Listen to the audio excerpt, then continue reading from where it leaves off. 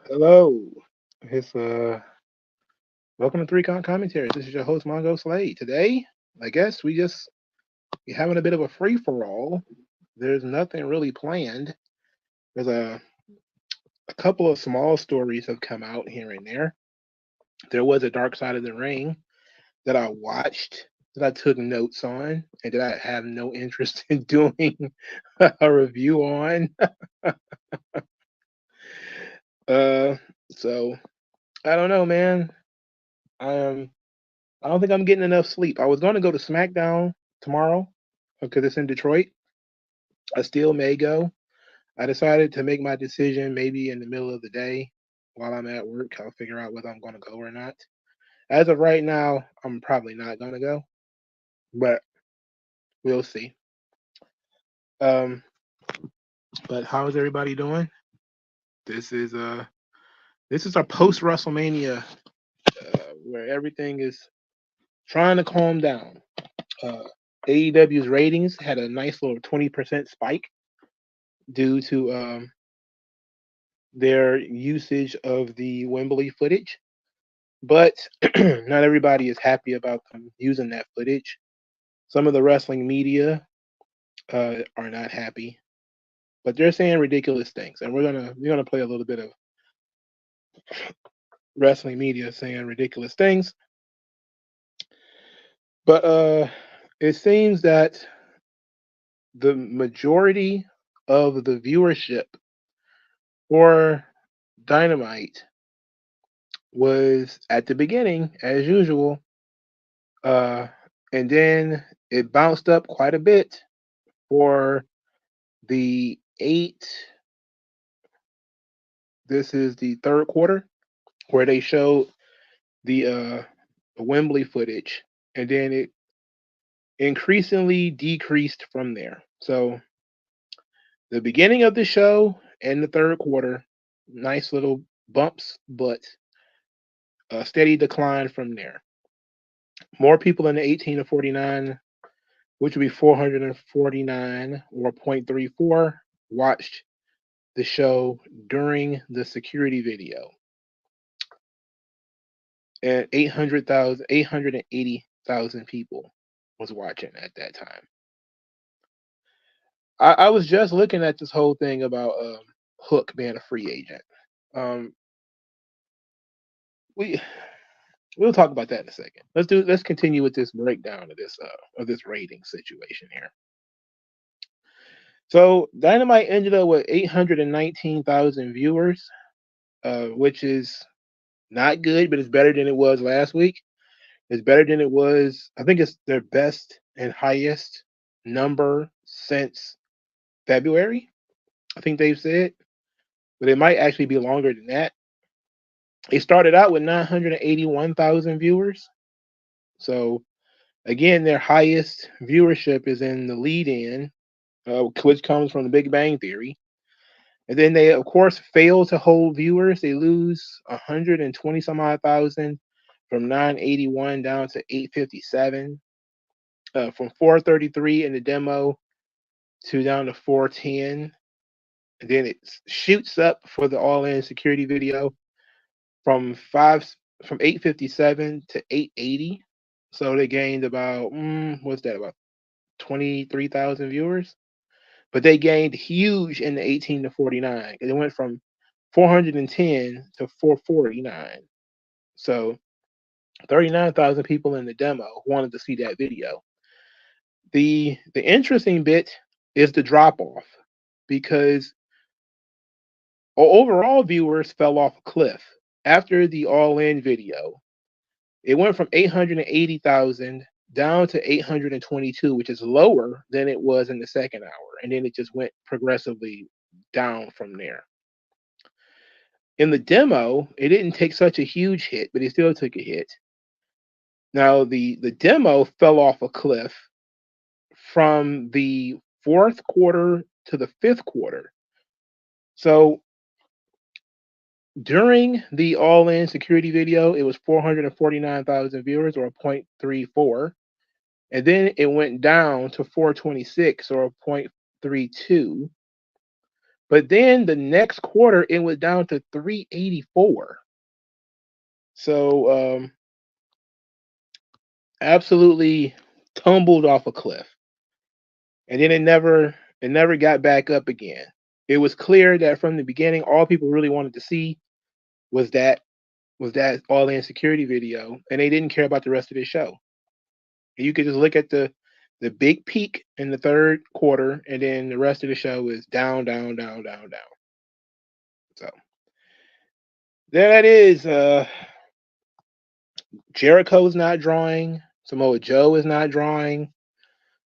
Um, just not, no. Okada is not drawing. Mercedes was not. Well, Okada also was not advertised, but Samoa Joe was, and Edge is not even drawing. You know, because Edge's match started in the first quarter, and it actually went down for the entire match. So Edge is not even drawing. There's nothing you can do. This thing is. I'm beginning to. Now here's the weird thing. The Anna Jay Mariah May match actually drew better than the Samoa Joe Dusty Rhodes match. I'm sorry, Dustin Rhodes, which is crazy because Samoa Joe is the world champion and he's drawing less than Anna Jay and Mariah May. Amazing. Now maybe it's because Mercedes was in that same quarter, but she wasn't advertised to be in that quarter, so who knows? But that's what they got for their 1 week bump. I'm not sure if that's going to be good enough for them or what they expected. Nobody's really talking about the match they were trying to sell when they did that thing. So it is what it is. Let's see what you guys are talking about down here. WG Phil, how you doing, friend? Says, I guess I have a funny story to share. While buying tickets to Stand and Deliver, I saw Carmelo outside the Wells Fargo Center and he waved at me. Whoa, that's cool. Hunter Iggy says, what is your thoughts on Hook might be testing free agent? It's an interesting decision. It's a good business decision because he doesn't know what he's worth yet. He's been in AEW for what? It's been 3 or 4 years now. He's won the vast majority of his matches, but he hasn't really been tested. He hasn't really been put in any angles. He hasn't really been given a push. He's just kind of been there, you know. I do believe that he has to be looking at the young talent in a place like NXT and saying, man, I think I can hang with Braun Breaker. I think I can hang with, they're pushing Nelson, not Nathan. I'm about to call him Nelson Frazier. Nathan Frazier. I can hang with that guy, or at least I think I can. There's got to be some attempt to look and see what his value is, because AEW has failed to really capitalize on it. They did what they could early to get him super over, but they also did whatever they could to hold him back. So it's an interesting scenario. Like, he's just now being used, and it's contract year apparently. He's just now doing something with the upper stars of the roster, and this is as he's about to be on his way out. I don't know. I don't I don't understand him, but I understand that you want to check your value, and maybe he likes where he is. I don't know how old he is. He's not 30. He's perfect NXT age. He's got the background and everything in the pedigree. It'll be an interesting bit though if Taz's son was to leave and Taz is still there in AEW. That would be weird. I'm pretty sure both WWE and Taz are professional, but I think that if he was to go to NXT, a lot of his some of his weaknesses may be exploited. The fact that he can't really cut promos, or he hasn't had to. He wouldn't have that aura that AEW has built up of him being like the cool kid in the hoodie or whatever. Yeah. But I am interested in how he would do in a different environment because as a wrestler, he's not terrible. He actually knows what he's doing. The only issue here is he's never been given anything interesting to do. That's been the problem. Uh, Daniel Miles says it's basically TNA 3.0. I don't know if I would say it's TNA 3.0. I don't know if I would go that far. They're certainly doing better than TNA did. The issue is they're not capitalizing on anything, and they're allowing the shows to be ice cold. At the very least, TNA would utilize their stars, for God's sakes. AEW just treats some guys as like pay-per-view only guys, you know? AJ3 says, not even Will Ospreay drew. Yeah, nobody's a draw. Will Ospreay was just out there talking, and I changed my screen from the rating, so I'm not looking at it at this point. But I would imagine some people may have had an idea that he would say something about Triple H. I kind of figured he would when he came out there. I imagined he would say something. But it was early in the promo, and I guess once you hear what he said, you didn't really need to hear any more. So I don't know, man. Like, no, he's not a draw. He's not a draw because he hasn't been put in any position to draw. They booking dream matches for pay-per-views and booking dream matches, and they're not building anything up. This build up with him and Danielson hasn't even featured him and Danielson being in the same place. You know?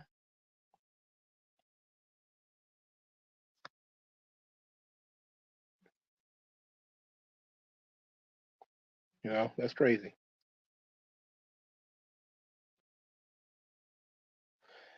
Darren Miles says, "Can someone put the belt on Powerhouse Odds?"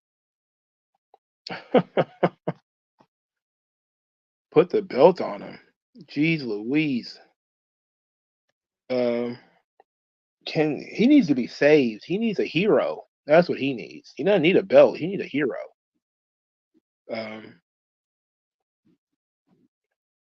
It's not just him. What happened to Wardlow after he lost to Samoa Joe? He hasn't even been on TV since, huh? He hasn't even been on TV since he lost to Samoa Joe. Like, there's literally nothing.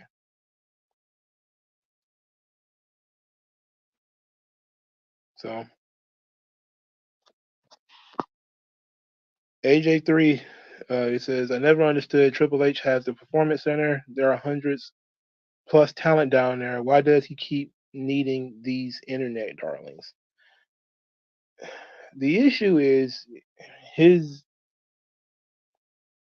from what it sounds like, just looking at the reaction to these things, is that the NXT talent is very green. And instead of trying to push green talent, he would rather push seasoned talent, veteran talent. And so that leads to you leaning more towards indie wrestlers, even if they're the same age. There is this joke running around about Julia beating up volleyball NIL students in NXT, which is probably what's going to end up being because she is, highly skilled and she's been doing this for a while. But the the general idea is if you got a locker room or a warehouse full of 22 to 25-year-olds, most of whom have had the number of matches they can count on their one hand, and they're all beautiful people, and they have no discernible personality yet, and you can't bring all of those people in at once. You have to bring them in dribs and drabs. But you also have an aging roster. You got Lashley and LA Knight and AJ Styles and all of those guys. They're in their early to mid 40s, some of them. Randy Orton, The Miz, R-Truth. Eventually, those guys are going to start disappearing. So you do want to bring in younger veterans, people who might have been in the business for a little while, like a Candice LeRae's name just popped into my head, but kind of like her, because she's been around for a while, and while she hasn't had a run in the company yet, so she hasn't been around in the company forever, even though she has at this point.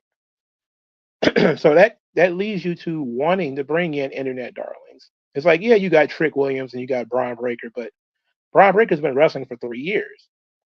Trick Williams has been wrestling for like 18 months.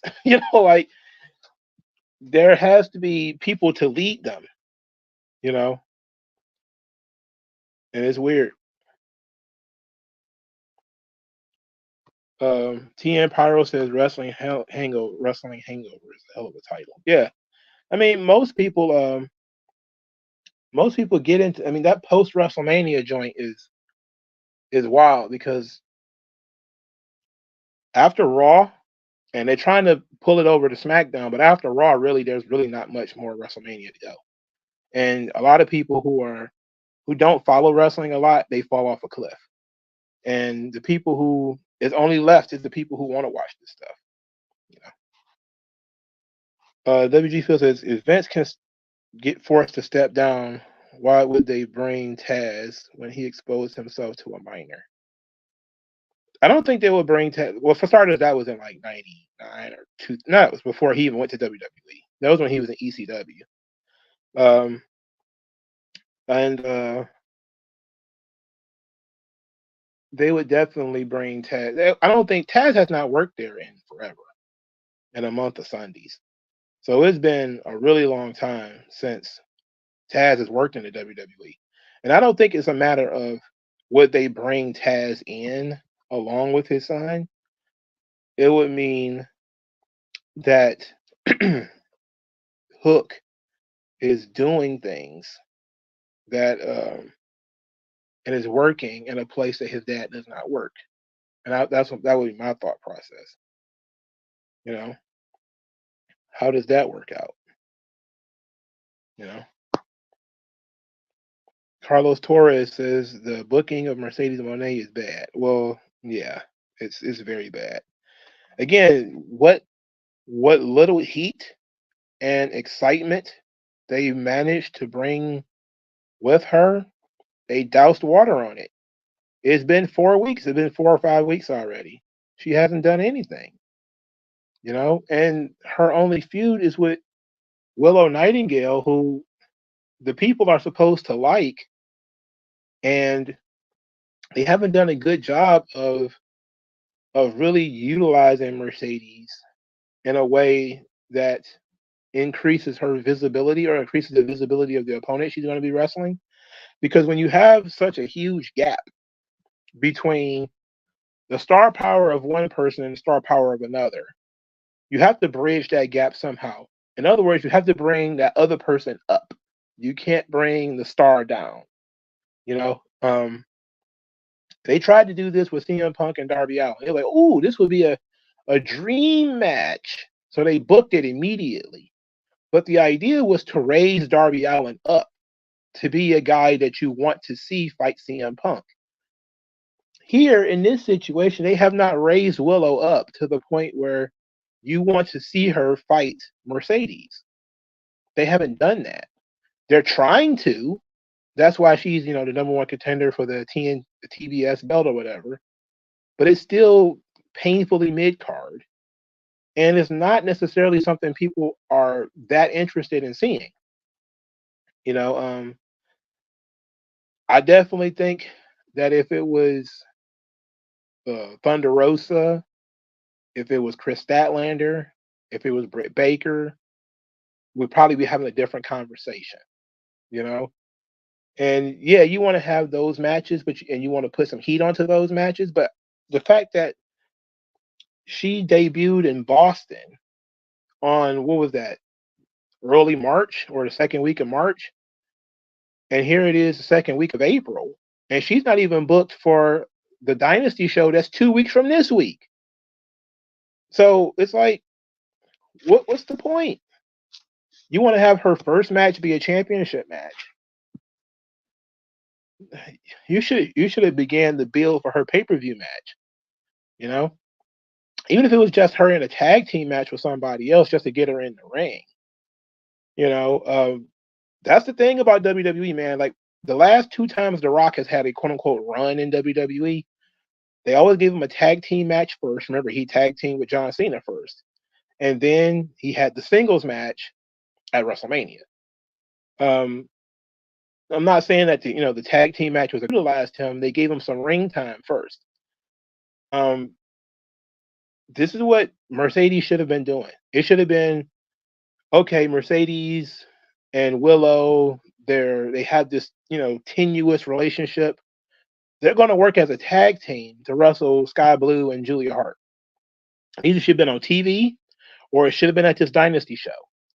And then maybe you have Willow pin Julia Hart in that tag team match that leads to her being the number one contender for the TBS title, and then maybe she wins it. And then you have Mercedes and Willow say, hey, you beat me for a title. Now I want to beat you for a title. I still probably would not have done that with the TBS belt because it's a noted mid-card title, but at least it would have been something. And it would have given Mercedes the opportunity to raise Willow up by putting the two of them on screen together. And even letting Willow be like the big heater in terms of their tag team. Because Mercedes is small, she knows the business. They could have worked a tag team match where essentially she got jumped by Sky Blue and Julia Hart, and then she was the babyface in peril. And then she does the big tag out to Willow, who bumps both people, and because she's much bigger. You maybe work Mercedes, get her stuff in, then Willow gets the pin. And then you can even show it up like Willow showed up Mercedes. It's supposed to be like Mercedes coming out party, but it was Willie Willow's and that kind of stuff. And there was a lot of good ideas you could have had to get where you wanted to go.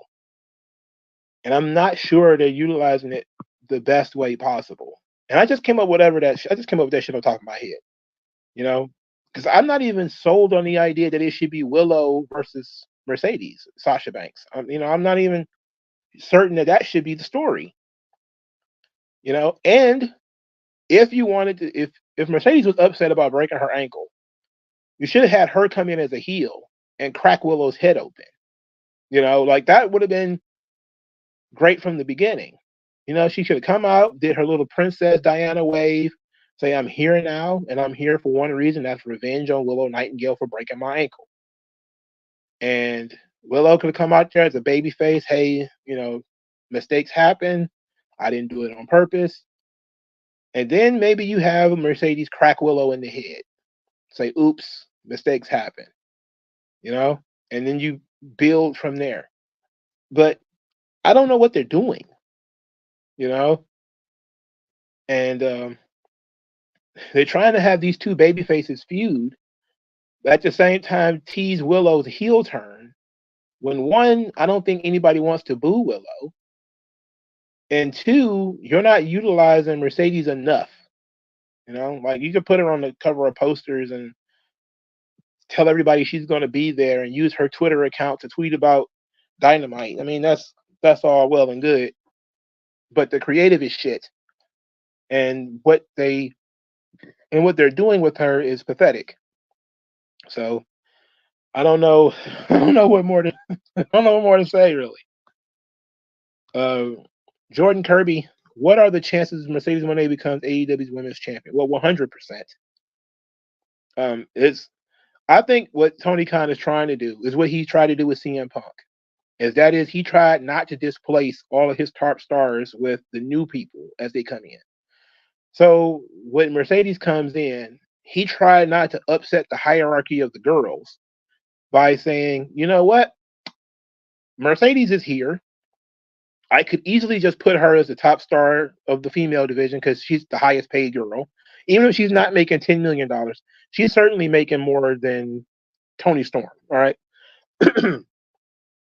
So it would have been sensible for her to have Mercedes and Tony Storm, um, and maybe tease Mercedes winning the belt. And I think that would have been fine too. They did it with Bryan Danielson. They had Bryan Danielson come in and work that hour-long match with Kenny Omega. They did it immediately, and it kind of blew some of the heat off, but they did it immediately. And it was better than what they're doing with Mercedes. Like if they'd have brought, Mercedes in and had her square up with Tony Storm immediately, she doesn't need to beat Tony Storm. But the idea of her having that goal of being the women's world champion would have been perfectly fine too. It would have elevated Tony Storm. It would have elevated the championship. And if Tony Storm managed to escape that match somehow, either by disqualification, count out, even if she cheats and wins, and that would have been much better for the brand. It would have been much better for Mercedes. But he's trying not to upset the apple cart. He doesn't want to come in and just start putting Mercedes over all the other girls. But there's a reason why you brought her in. There's a reason why she's on the poster and Statlander isn't, and Thunder Rosa isn't, and Britt Baker isn't anymore. There's a reason why. And that reason should be utilized because she's a bigger star. And I'm not understanding what they're doing. And I'm thinking maybe she's not fully healed. And that's what I was thinking about at first when it took so long. Like we all knew that she had pretty much signed a long time ago. And I figured that what was taking so long for her debut was that she wasn't fully healed from the ankle injury. And I'm thinking because they won't even put her on a tag team match or a 6-woman tag or something like that she might not be fully healed, or they're trying to really use her for special occasions. But unless she's involved with something hot, that special occasion shit don't work in AEW. It don't, Oh, they're going to bring her in and wrestle in Double or Nothing. Who cares about that? I don't even know when Double or Nothing is. I don't know when that is. And why would you tell me that? And you got a pay-per-view before that. But that was the beauty of the Rock and John Cena thing, is we knew the Rock and John Cena were going to wrestle each other. We didn't know they were going to be tag team partners, So you can book a match far out. Mercedes is going to wrestle at Double or Nothing. Okay, well, she needs to have a match at Dynasty too. Like that's a pay-per-view event. She probably should have a match on Dynamite. I'm not even a huge fan of the ring, like putting people in the ring immediately. But you do, AEW is, AEW is, and they should consider that. Consider that her first match is going to be in May, and she debuted in March. Like, and then again, she's been there for so long already now, and there's nothing coming of it. She's feuding with mid-carders. Julia Hart might be most improved in the eyes of Wrestling Observer newsletter fans, but she is a shade of, probably a shade below an NXT girl right now. There's probably some NXT girls who are higher profile than Julia Hart right now. And it's not Julia Hart's fault. This is where if you are a long-term booking guy, you would have considered it a long time ago that you were going to be using Julia in a story with Mercedes. You would have increased her stock. She would have been on TV doing things that would have mattered. And I'm okay with Mercedes not being the world champion right now. You can build up to that moment. The issue is she's not doing anything that matters. So, but she's going to be world champion 100%. How long Montez Ford going to be in tag team? Well, I think his run in the Street Profits is going to be longer now than if Vince was there. If Vince was there, he probably would have tried to break up the Street Profits by now. But because now there's so many talent, especially male talent, that are Triple H is trying to smash over, he is not going to be concerned with Montez Ford.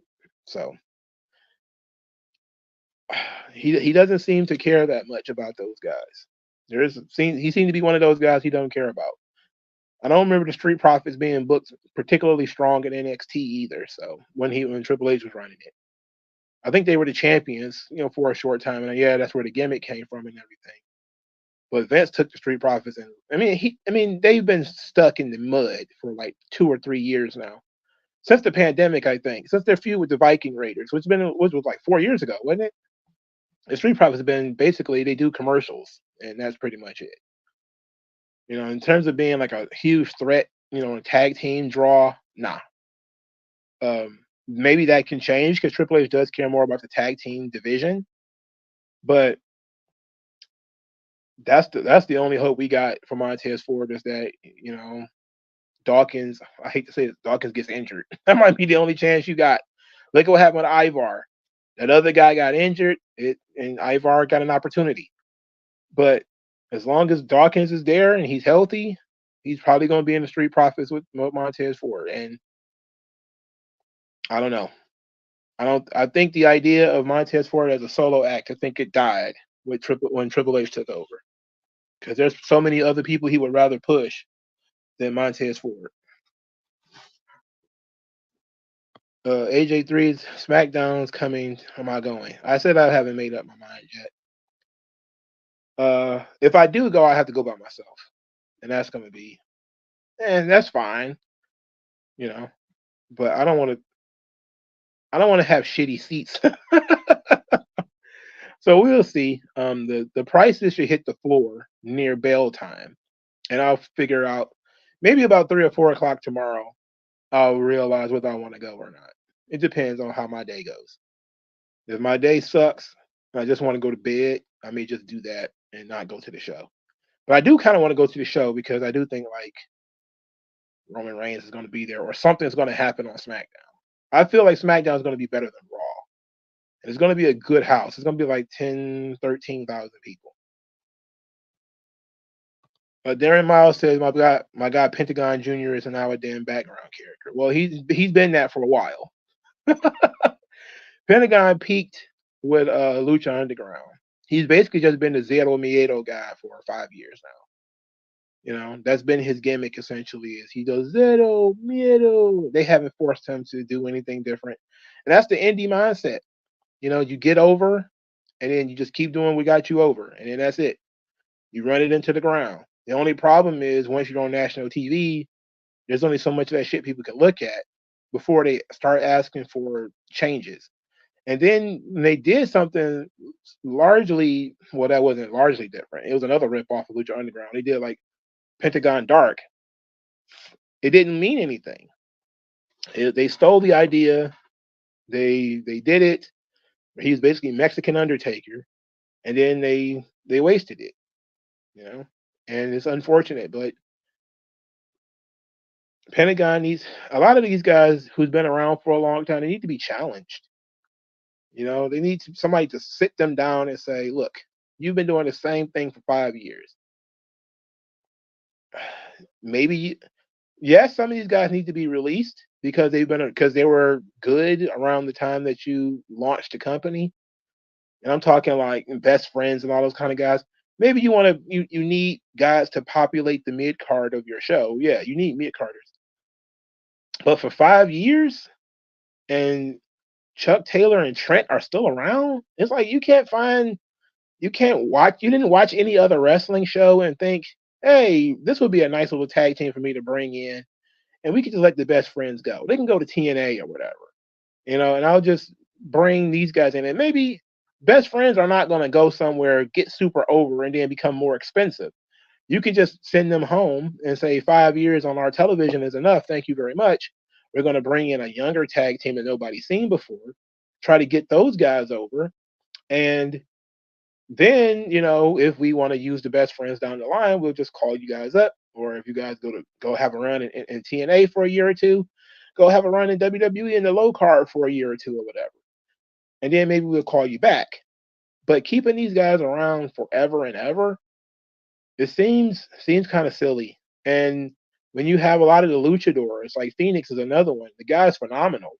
But you had access to so many other luchadors that just ran it into the ground.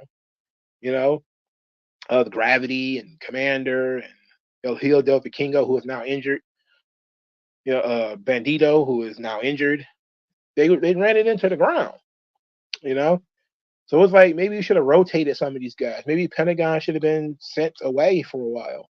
Either you just don't use them or you release them, let his contract expire, and you let him go test free agency because he's not drawn on your show anymore, and nobody really cares about him anymore. So he peaked. You let him go and then let him get back over and let the fans miss him a little bit, and then you can bring him back. Bad roster management is another big issue with AEW, but they have a roster full of people I don't care about, like people like Lance Archer. Like, I understand bringing him in. I understand why they did it. He was over in Japan, and that's what they care about. They care about whether you're over with that small subsection of the audience that loves Japanese pro wrestling. But he didn't get over in AEW, and it's been 3 or 4 years already. Maybe he should have been let go to go get back over, to go do something else, and then you bring in somebody else. If he was going to be your monster heel and you beat him too many times, or he just never got over, let him go, find another one, and bring that guy in. Or you turn Lance Archer babyface or something like that. You try something else. Either you try to repackage him with a new gimmick and let him get it back over, and then you bring him back. However you want to do it. But just keeping these people on TV, and WWE has the same problem. Like, keeping people on TV for months and months and months, years and years and years, and they add nothing to the product. Even R-Truth adds something to the product. He's been around for 20 years. He adds something to the product. Kevin Owens, no. He doesn't add anything to the product. He doesn't do anything different now than he did 3 years ago. Yeah, even R-Truth, who mostly does the same thing. He finds different ways of being humorous. Like, no, he's never done the whole thing where he's been so delusional that he thinks he's a member of a stable that hates him. He never did that before. Like, that's an interesting thing. Like, yes, he's done the hot tag and ladder matches and coming out to the wrong Royal Rumble or thinking the Royal Rumble is Money in the Bank. He's done all those kind of gimmicks before, but they're still finding ways of making his character mean something on TV. You can't say the same thing for so many guys in AEW, and they're just regular mid-card guys. It's like, what do we need these people for? Utilize them, get what you can, let them go back to Japan, let them go back to Europe or whatever, and then, cycle them out. Did I hear about Jack Perry's, the Black Saint 97? Did you hear about Jack Perry's scapegoat shirt being sold out? Yeah, I believe the Young Bucks has a warehouse full of them somewhere. D-Max says people overuse the term dream match. Well, yeah, because, I mean, for starters, dream matches used to be cross-generational. Hulk Hogan and The Rock was legitimately a dream match. You'd be like, ooh. The idea that Hogan might have been too old, they hit that sweet spot where Hogan can still go and The Rock can still be there. Oh, that was nice. And sometimes you can get that sweet spot there. But now it's a dream match between two guys who are mostly peers. Like, these guys basically operate in the same time frames. Like, it's not a generational thing. And the idea being, for a dream match, it should be people who have never had the opportunity to work together before, and they were at the top of any individual. Like, You want to make the argument that Danielson and Osprey is a dream match. You want to make that argument, or that better yet, Danielson and Okada. Okay, these two guys were separated by both have been on top for 10 years or whatever. But Danielson spent a lot of that time in WWE and they didn't work with other people. And Okada worked mostly in Japan. Now, it's a dream match to that audience because that audience cares about what you do in Japan. The the WWE fan base don't give a shit. So for them, it was a dream match. And I guess Danielson and Osprey it'd be the same thing. Osprey toiled and whatever in New Japan, and Danielson was in WWE, and now he has the ability to have that match, and it's a dream match for them. I don't have those dreams because I don't really care that much. There's nothing about Will Ospreay that jumps off the page, even though I'm giving him credit for his promo skills now. There's nothing about the way Will Ospreay works, his storytelling, or his style that I say, ooh, I wonder how it would work with Danielson.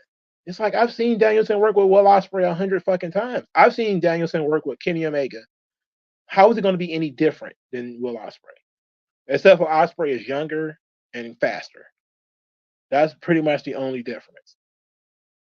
Again, they worked him because him and Omega worked so much the same, which is how Will Ospreay ended up getting pushed in Japan, is because he basically was an Omega clone. We end up in this situation, and I don't know. But yeah, the term dream match is definitely overused. Because it used to mean two guys who were at the tippy top of the business or whatever, like Sting versus anybody in the WWE used to be somewhat of a dream match. You know, I hated the idea that not only that they thought that Sting and Undertaker was the match. I always thought that Sting could have had an incredible match with The Rock. Sting could have had a tremendous match with The Rock. He probably could have had a better match with The Rock or Stone Cold Steve Austin than he would have had with Undertaker. I think most people just look at the aura, of Sting at his peak versus Undertaker at his peak. It could have been great, and I think the match would have been phenomenal. But I think if you'd have took The Rock and had him feud with Sting, that would have been amazing. Because The Rock is so good at being a heel, and with Sting and Undertaker, they're both baby faces for the most part. But if you'd have had Sting and The Rock, that could have been great. If they'd have booked Sting and Triple H appropriately, that could have been great. Sting and Chris Jericho would have been tremendous too. I wouldn't have put that on the dream match list, but it would have been phenomenal. There's a lot of matches I wish Sting would have gotten to have, not just the Undertaker match, But I think Undertaker was just a guy who was around for a while. And plus, I think a lot of really good matches Sting had, like Kurt Angle and Jarrett and Samoa Joe and guys like that in TNA, those matches are overlooked. But he did some really good shit in TNA. Athena is stuck in ROH still. Yeah. She's probably gonna just. It's amazing. It's amazing that she's still down there, isn't it? You would think that she's been champion for like 2 years down there or something like that, right? She's in her 30s, like mid-30s. You would think that they would probably trade Athena and Sky Blue, and you would let Sky Blue, who has potential, but she's green as hell, you let her run rampant in Ring of Honor and be the top star down there. And you do need veteran talent in your little developmental, but why does it have to be the same person over and over again? Like Athena having a run down there for a short time and then being brought back to the main roster, I guess you could say, of AEW. That's what should have happened. But that's not what happened. That's not what's happening. She's kind of built a little home down there, and now they have no interest in bringing her back. And there's no real reason for that because AEW is supposed to be a place where you care about the wrestling. Athena is still athletic as hell. And from what I'm hearing, her storytelling has gotten better. But then again, I'm hearing that from people who didn't think there was a problem in the first place. So I don't know.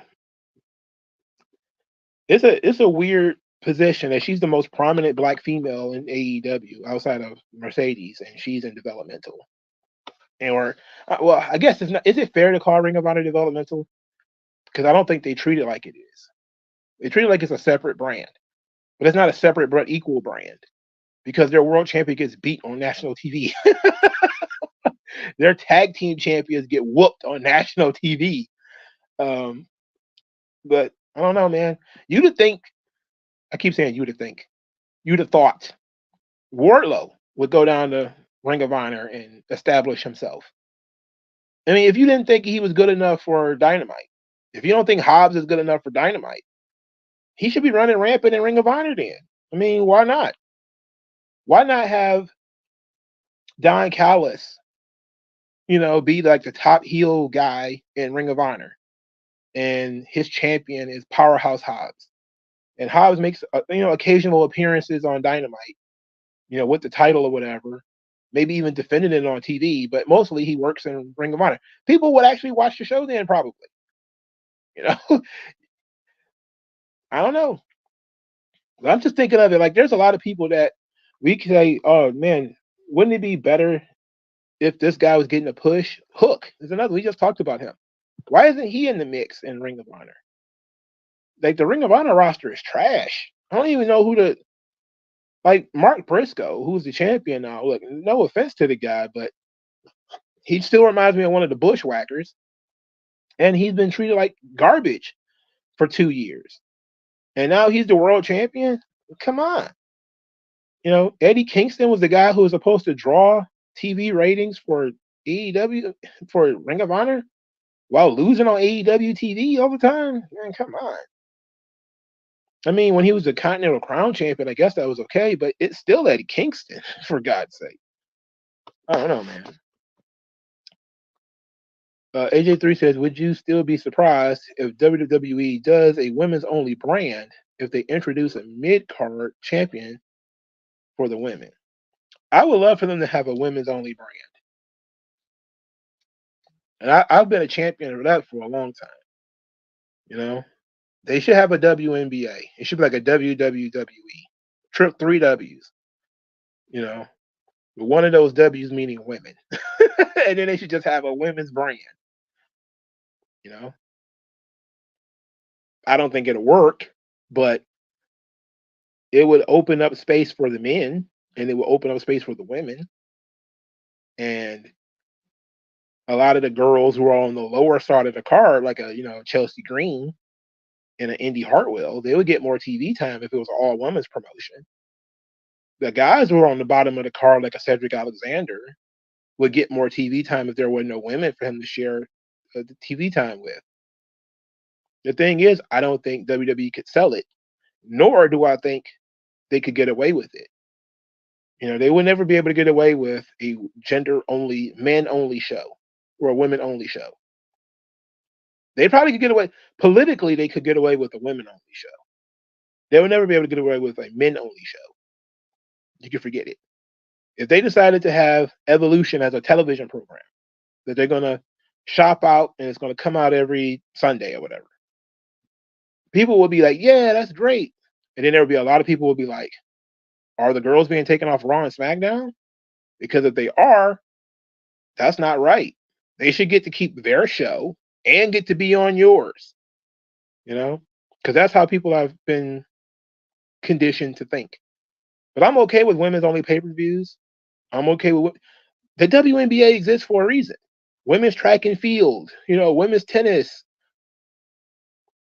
You can do women's only sports. Who cares? If it doesn't make any money, it's all subsidized by the men anyway. Except for I think soccer maybe, but soccer definitely. But most women's sports are subsidized by the men anyway. So I would definitely be okay with like a 2-hour women's show, and I could just choose to watch it or not watch it. I don't care about TKO's money. But it would be beneficial for the female talent if it was a female only show. They would have too many championships for that, but because they got fucking 6 women's belts or something like that.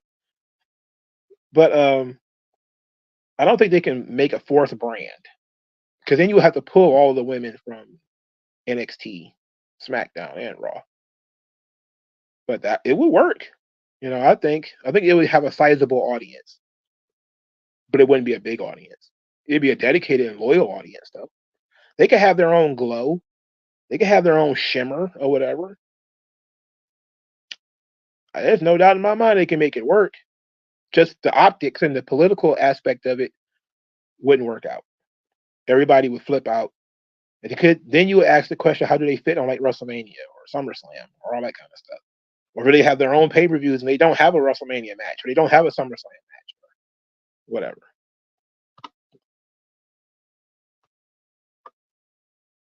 Yeah, the dream match used to have meaning. It doesn't really have meaning anymore. Whatever happened to the baddies? They disappear after Jay left. Well, they disappeared before Jay left. The baddies was a disaster, wasn't it? The really cute one, she went to OVW. I'm trying to remember what her name is. It's right on the tip of my tongue. I got her face in my head. But the one who went to TNA too. The one who went after Sasha Banks on Twitter. She's still there. Oh, her name is skipping my mind too. Kiera Hogan. Yeah, Kiera Hogan. She's still in. She still works there. She doesn't do anything, but she still works there. The other girl, whose name is unfortunately slipping my mind, I don't think they signed her, and now she's in OVW. But she's been around for a while, so I don't know why the hell she's still in OVW. Why WWE or TNA haven't gotten her yet is weird. But or even NWA or somebody. I don't know. That's a good question. But the baddies been gone forever, and they were gone before Jay left. They had the feud where Jay was beating them up, and then everybody vanished. Layla Gray, yes, thank you, Lorenzo Granger, name. That's who it was. Am I going to watch UFC 300? Maybe. I usually watch the big UFC shows, but I'm not such a hardcore UFC guy, so I don't watch every single show. And then UFC has those issues where they start their shows at like 10 o'clock, and it's like, my God, like, oh, you asking me to stay up till 1 in the morning to watch a fight? Come on. That's the one thing about boxing that kind of pissed me off. It's like, yo, we have prime time for a reason, brother. There's no good reason why your fight can't be in the ring at 9 o'clock. There's no good reason why your fight can't be in the ring at 10. Why is it in the ring at 2 in the morning? Like that's ridiculous. Women's NCAA basketball did high ratings for ESPN. Yeah, they that the amount of women's NCAA that I'm hearing about is actually quite surprising, but it's mostly because they have stars now. They're starting to build personalities, and a lot of that is due to ESPN DEI practices where they're going to force the issue, and it's helping a little bit. So they're really trying to. So you see a lot of people really focusing on like Angel Reese and Caitlin Clark and all that kind of stuff. And they're finding stars and trying to cultivate them. And a lot of that is the DEI practices of like sports companies now, that you have to show the women an equal measure to the men, and there's going to have some positive aspects to it. The issue is it going to translate to the WNBA? Because I haven't heard that it does. I'm hearing that the women's NCAA did better ratings than the WNBA. But then again, I don't follow it, so I don't know. Chelsea Green would be a good NXT Women's Champion. She would be a good champion in general, but Her personality is amazing. Really good personality. Oh, I think I missed a lot of lot of comments. Um, let's see. Doo-doo-doo. Darren Miles says, "Look like Snoop Dogg needs to save her cousin from a terrible return to the ring." There's there's nothing he can do about this one, dog.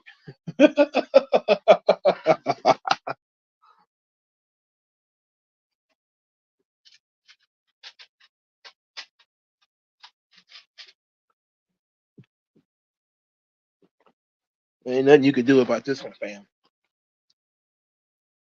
Braun Breaker is cool. I agree. Bit Breaker always sucked though. Yeah, but she had a personality, and that matters more than anything. She was able to go out there and get over and utilize her personality. And yeah, she had ran her course, and maybe she had faced everybody on the roster multiple times over. But now you have more opportunities out there, and you have bigger stars for her to work with. She, for a long time, was like the girl MJF on the roster. She was the diamond in the rough.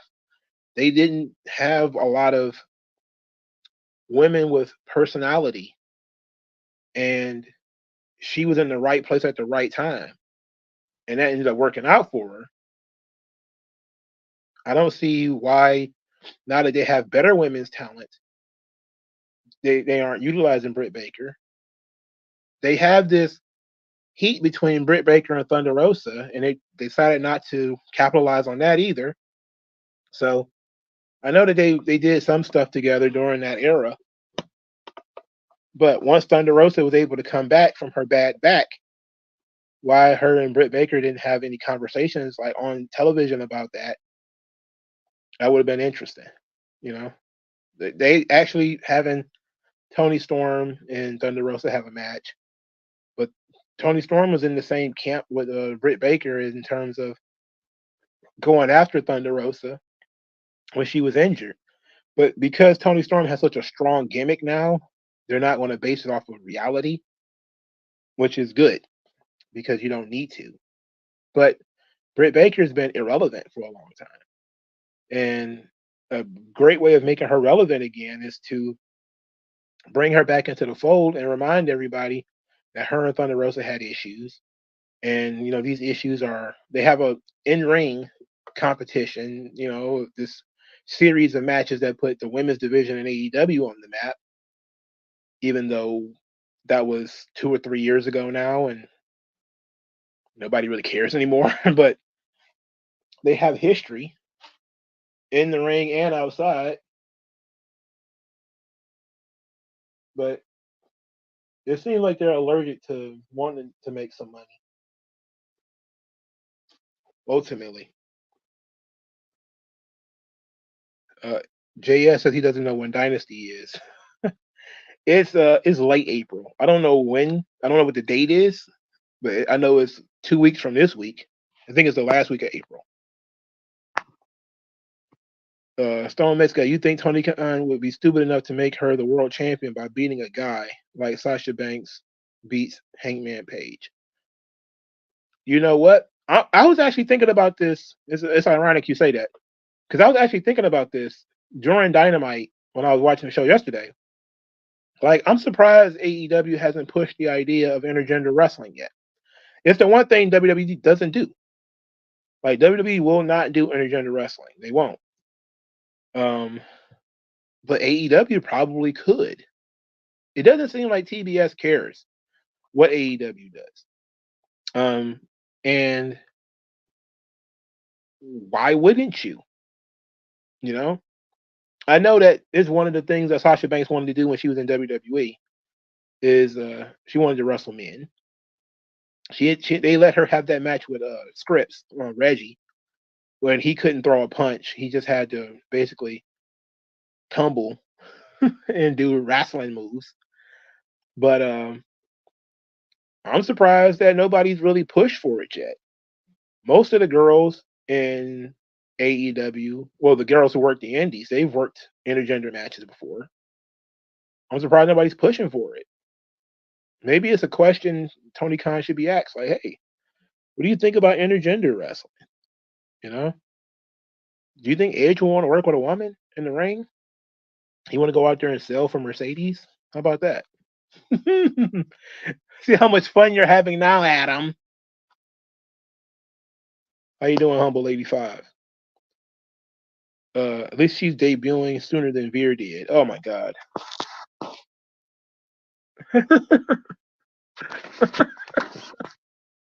Humble 85 says, I don't see much from Montez Ford. I wouldn't say that for him, but yeah, Triple H has his favorites. Oh yeah, he has huge favorites.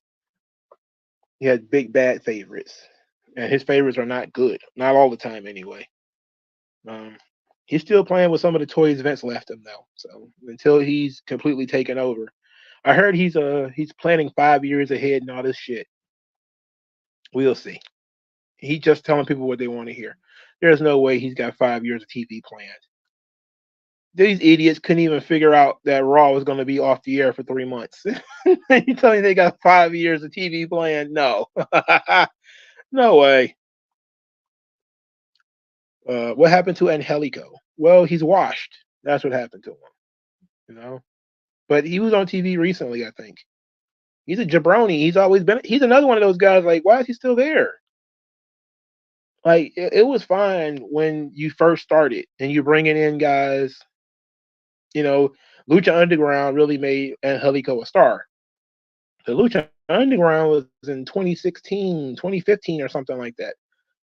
It was 2019 when they brought him in, and now it was 2024, and he's still there. Why?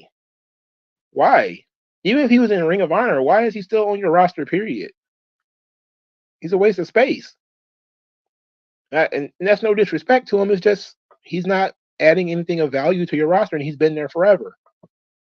You know, get rid of him and bring somebody else in who matters, or use him. You know, but how could you use him in a way that would make him entertaining? I don't know. Carlos Torres says, I don't remember the last time I saw Solo win a match. Well, it was when he beat John Cena. That was the last time I saw Solo win a match. I don't think he's won one since. There's people who are keeping count. This ain't like 0-40 or whatever. I don't count house show matches, but I know he hasn't won on TV since he beat John Cena. But that sucks for him. Tony Khan and his endless horde of luchadors should be a book. It would be laughable if it wasn't so embarrassing, you know, because it really don't matter how many luchadors you have. It only matters how you use them. And he uses everybody for a popcorn match. Go out there, do all the flips you can do, and then somebody else going to come out in the very next match and do more flips than you. And then somebody's going to come out there and do more flips than you. And then we're going to have our white boy main eventers do more flips than you. And in matches that are going to be 40 minutes. So, they're going to be considered better because they're in longer matches, higher profile matches against better opponents, and they're going to have more time to do more flips than you. So, whatever. But compared to how like they're treating like Laredo Kid in TNA, Laredo Kid is so good, man, and he's been in TNA for like 4 years, and they just treat him like shit. Why would you be treated like shit by TNA? There's no way I would keep going back. I mean, it's goofy. Laredo Kid is one of the top guys in Mexico too, you know, for AAA. He was being groomed by Conan to be something special. He gets treated like a fucking welcome mat in TNA. Like, why? What's the point of that? Why would you put up with that shit? I wouldn't. Fuck that. Release Brian Cage too. Yeah, never sign Brian Cage. You know, that's better. You know, he sucks. For the record. He sucks really bad. Turn Archer back to Lance Rock and put him with Heath Slater. That sounds like a throwback gimmick that'll probably get laughed out of every building, but they'd probably be entertaining. But it wouldn't be because of Lance Archer. It'd be because of Heath Slater. Heath Slater's funny. Now, he hasn't had a chance to be funny in a while because he's been at TNA trying to be serious. But if you was to say, okay, we're gonna do the one man band thing, and or at least gonna. But that would require AEW to care about characters. They don't care about characters, or TNA to care about characters. They do care about characters in TNA to a degree, just a lower degree than WWE. Cena versus Surfer Sting would have been a dream match. Well, Cena versus Sting, period, would have been a dream. The issue here is, again, they're both baby faces. Nobody wants to see anybody lose. I don't want to see Cena beat Sting. I don't want to see Sting beat Cena. I want to see them be a tag team. That'd have been fun. Women of Wrestling does well in the ratings. Yeah, and that's why I say, like, it's a smaller audience, though. And it's syndicated, so I'm not sure. I've yet to see an episode of that show, and I've been looking. I still can't find out when it comes on. But I definitely think that if WWE got behind a women's only brand, it would work. I would be concerned about the attendance and tickets and stuff like that, but I think if they were to do it, it would work eventually. Because the girls will make it work. If you put Rhea Ripley, Bayley, and Becky Lynch, and Charlotte, and Tiffany Stratton on the same brand, and they're interacting every week, it would be good. And then you occasionally bring in, the other girls, the Lyra Valkyrias and the Gigi Dolans and the Ariana Graces and all of them from NXT. It would work in terms of having diverse personalities and all this sort of stuff. It would work. The issue is, would you be able to sell the show? And would you be able to deal with the backlash of it? Oh, you're going to put all the girls on an island by themselves. So what? The WNBA exists. I wouldn't have a problem with it. I don't have a problem with that at all.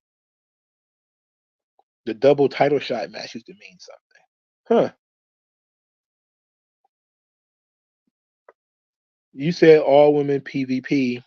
I could see Triple do WrestleMania Night 1 all women matches, Night 2 all men matches. That would be an interesting bit. But here's the situation with that. If they were to put tickets for WrestleMania on sale, let's say, a bunch of people are going to rush to buy Night 2 tickets, and then some people are going to buy Night 1. And then it's announced maybe 3 weeks before the show that Night 1 is going to be women's only. You're probably going to see a lot of people get pissed. They're going to be like, what? So it's better if you just tell people up front. It's going to be, because there's people out there, at least 16,000 of them, that if you tell them women only WWE show, we're going to bring in legends, we're going to bring in girls from NXT, an Evolution show. The Evolution show was poorly booked, and it was poorly conceived. And it was conceived out of a response to the women not being booked for Saudi Arabia. So it didn't even come from a good place. And it failed. It failed hard. But the concept could have worked. And that's where I kind of agree with like Mickie James, where he said, like, you did a really shitty job of promoting the show, and you did a shitty job of building it, because it wasn't meant to succeed. It was meant as a way of, sorry guys, you didn't get to wrestle in Saudi Arabia, so we're going to give you your own show. And then it flopped. It flopped very hard. And then everybody was like, oh, it's the girls' fault. And it's like, it's partially the girls' fault. It was also partially the company who threw that damn thing together the way that they did and didn't promote it correctly. If you were to put some time and effort into it, you probably could have a much better turnout for a women's only show. Also, they put Ronda Rousey on there.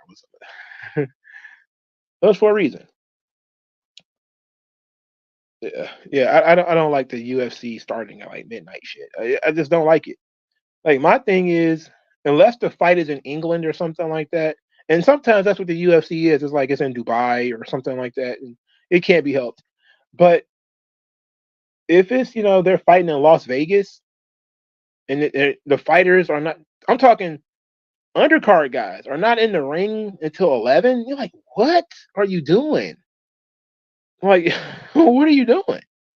I get it. You don't want the fight to end early, and it's only, 10 o'clock. but that's good for the bars. Who cares when the fight's over? Start the show at a decent hour, man. But oh, it's kind of dumb. I remember Kiera Hogan and Mercedes. They had a feud back in the day.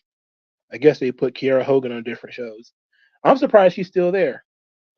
She was pretty open about her thinking Sasha Banks was stealing from her and all this kind of stuff. But this was a long time ago. Maybe they'll talk it out. I don't think so though. But whatever. People get over things. I'm pretty sure she's not as petty as Punk is. And Kiera Hogan is much less interesting. But Kiera Hogan is, outside of that thing she's carrying around on her backside, she seems to be perfect for like TNA or something. But I wouldn't mind if she had a run in like NXT or something. I think she's a pretty young girl too. She's been around for a little while, but I'm not sure she's that much younger than Mercedes, or they're around the same age. I know Mercedes is like 31 or 30 or something. Maybe Kiera Hogan is in that same age bracket. You could probably bring her into NXT and try to do something with her that it might be interesting. But I can see that being an issue with them both being in the same locker room. The way Kiera Hogan was behaving back in the day, she really had her head on her shoulders, or her ass on her shoulders. Female basketball is AstroTurf. A lot of it is AstroTurf. I mean, it's DEI shit. It's we're trying to raise the stock of female athletes, and they basically told you they were going to do that. I mean, they've been pretty honest about it. The issue is most of it hasn't stuck, but now it's starting to stick a little bit. The WNBA made itself completely inaccessible to most people, and they made themselves unlikable. And women's soccer has kind of done the same thing. It's typically when things get a little bit more feminist, things become unlikable to the average person. I don't know if in NCAA basketball has gotten there yet, but now they're starting to pay these players, so maybe you'll start eventually hearing more about it. But I think most of it has to do with a lot of the money that people like Angel Reese are starting to make, even though it's like part of it is her being like a influencer and all that kind of shit.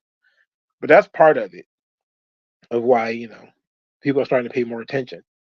A lot of that stuff is astroturfed because the media has decided that's what they're going to do. They want to have women's athletics on the same plane as men's athletics, but they don't want to separate them by money. They don't want to say that the WNBA needs to make its own money. So it is what it is. Nobody cares about women's sports. Well, women do, and they don't even care. Most women don't care because they'll gladly let men in dresses take care of it. TNA got a new toy deal. Is it good? Dynamite Kid says, I'm going to be at AEW Dynasty with basically front row seats I got for 160 a pop. I'll let you know how the experience went. Excellent. 160 a pop for Dynasty tickets. I hope they're good seats. Are they floor seats? I'm particularly interested in their merchandising. How the merchandise is, because I heard their merchandise is shitty. When I went to that one Dynamite show that was in Detroit, the merchandise was pretty much dead. And this was during AEW doing quite well. I think the main event was Omega and Moxley in a cage match, and their merchandise was not up to par at all. It was closed at like 9:00. Like halfway through the show, they had nothing else left.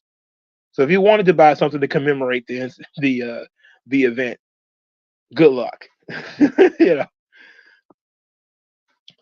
Chelsea Green and Ariana Grace need to be a tag team. I love the idea because they're so similar. Ariana is just she's so refreshing. She could do whatever she wants and not go anywhere near a ring, and I would love it. Since WWE has this Stone Mexican guy, has a bunch of random sponsors. You think they would get YouTube sponsors like Manscaped, Ridge Wallets, and BetterHelp. Imagine the WWE shilling remote mental health counseling. I would imagine they would. I would imagine they would want higher quality sponsors than that. But if for like NXT, I think they should definitely go for it. They should definitely go for YouTube sponsors for like an NXT. NXT is a brand that could use those kinds of sponsors. Those sponsorships are not a lot of money, but it could be for NIL talent, for even the main event guys in NXT. It could be, good little income that could help them out a little bit. And it doesn't seem to conflict with the sponsors that they have at the higher level. It's not like you're gonna have, NXT with Kellogg's and you promoting General Mills. That's not it's not the same thing. You could do that in NXT. You could have like a Manscaped or a BetterHelp or some shit like that. I wonder if somebody should pitch that to Nick Khan and see what he says. He probably would be down for it. It'll probably get done before the end of the week. AEW hates Mexicans. Well, they hate niggas too. So welcome to the club. I miss Britt Baker because Britt Baker versus Toni Storm could be a very interesting rivalry. It could.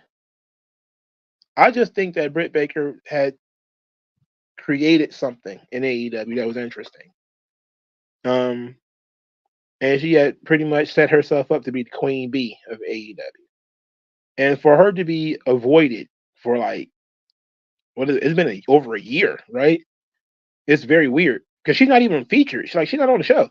Like imagine John Cena having a hell of a run, and then he's just suddenly not featured, just suddenly not on the show at all. Like it's one thing for you say, hey, we don't want to have Britt Baker be the champion forever. She's not the champion anymore. Good, maybe that's smart. She doesn't need to be the champion anymore. She needs to have off-title feuds where she can have personal feuds. That's what she should be doing. The same thing with Paige. Like, where the fuck is Paige? Where did she go? She won the world title. She was world champion not that long ago. And now she's not even on TV, and her bum brother, who looks like a Spartan brand carrying crosses on TV. What a joke. Why does Triple H talk like Vince in interviews, mocking Indy, yet on TV he's booking like Tony Khan? Because he's sitting in that weird space where NXT is the reason why he is in this position, and that's because of the indie talent. Even though Vince took a lot of the lower card guys and made them stars, but Triple H just knows he's always had that attitude that younger guys are not ready and all this kind of crap. He just holds guys back forever. He did this with Randy Orton. They talked about this back in the day when Randy Orton was on the come up, 2004, 2005, and he took that world title from him so quickly. You started seeing like Road Dogg and all these people come out and say, "Yeah, that's just Triple H. He thinks Randy's not ready. He's destroying him. He's trying to kill him." And nobody knew that Randy was getting in so much trouble. That was part of the problem. But it was also that Triple H just had that old school mentality where you've been in the business for 2 years. How are you all of a sudden main event worthy? You know, um, it should be somebody else. And that's stupid.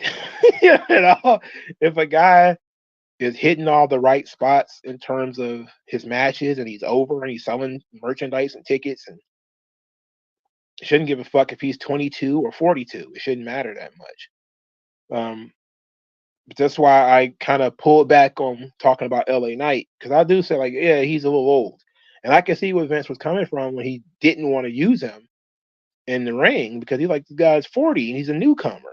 You know, I need some time to either you're gonna smash him over immediately, or I need some time. I need 4 or 5 years to build this guy, and then by then he's almost 50. So I get it. And plus, at the time, there were there was a lot of stories about him rubbing people the wrong way. And that continued because you started seeing Nash out of nowhere and started dissing LA Knight and all that kind of stuff. But let's get back to the point you were talking about. I think Triple H just sees the indie guys as his lifeblood, is what made NXT. And he's trying to have some version, some variation of NXT on the main roster, I think. Which I wish he wouldn't do that. I really wish he wouldn't. Lorenzo Granger, do I think Braun Breaker is going to? Well, he's already on the main roster. He was drafted to SmackDown. He signed with SmackDown like a month ago. Now I'm hearing that they're going to bring him up with Baron Corbin. So they're going to bring them up as a tag team.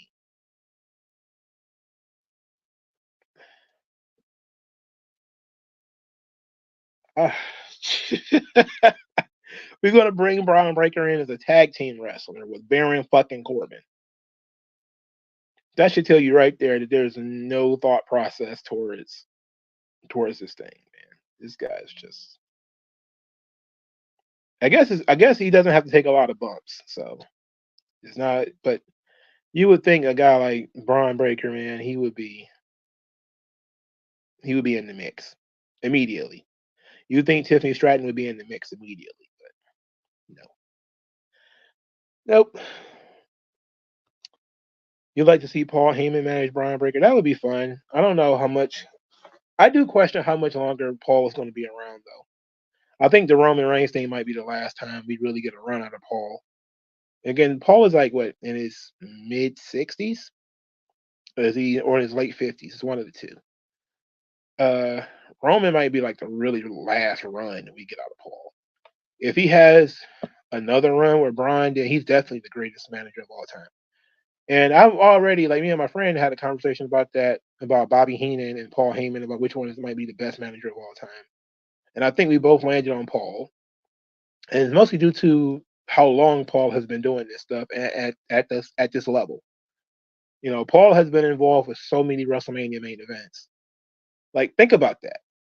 Like, think about how many WrestleMania main events has featured Paul Heyman, you know, with him outside the ring. That's just WrestleManias. Before we started talking about all the Summer Slams and the Survivor Series and the Rumbles and all this kind of stuff that featured Paul Heyman guys.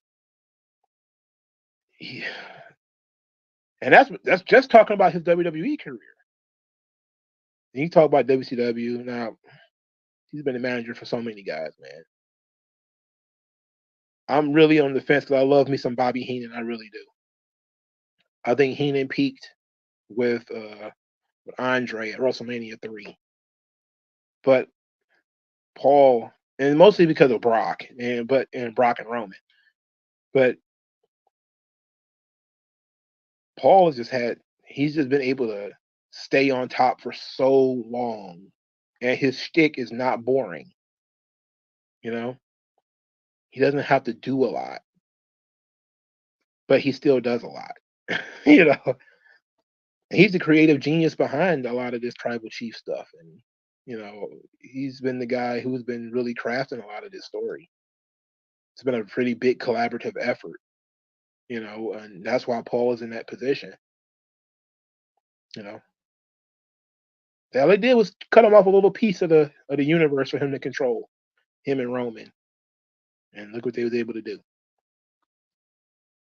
Imagine merch with Super Cena and Surfer Sting tag team. Oof.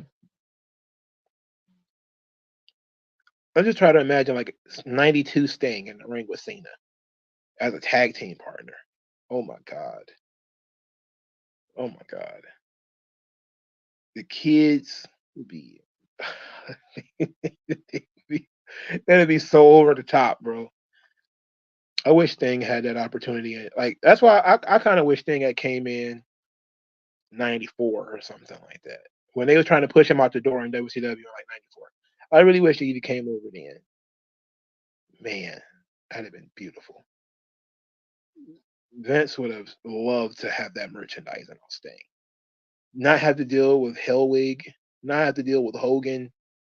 You get to use Sting, who seems to not take wrestling that seriously and not really a huge mark for himself. Now I think he became one later, but at the time he just was kind of like, let's go, let's get it.